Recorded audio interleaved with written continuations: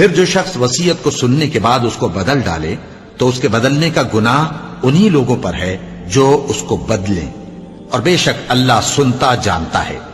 اب اگر کسی کو وصیت کرنے والے کی طرف سے کسی وارث کی طرفداری یا حق تلفی کا اندیشہ ہو تو اگر وہ وصیت کو بدل کر وارثوں میں صلح کرا دے تو اس پر کچھ گناہ نہیں،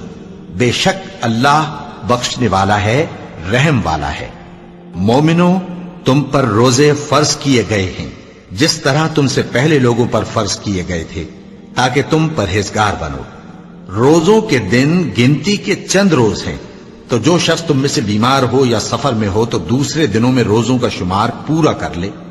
اور جو لوگ روزہ رکھنے کی طاقت رکھیں لیکن رکھیں نہیں وہ روزے کے بدلے محتاج کو کھانا کھلا دیں، اور جو کوئی اپنی مرضی سے زیادہ نیکی کرے تو اس کے حق میں زیادہ اچھا ہے،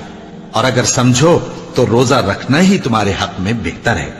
روزوں کا مہینہ رمضان کا مہینہ ہے جس میں قرآن اول نازل ہوا، جو لوگوں کا رہنما ہے اور جس میں ہدایت کی کھلی نشانیاں ہیں اور جو حق و باطل کو الگ الگ کرنے والا ہے۔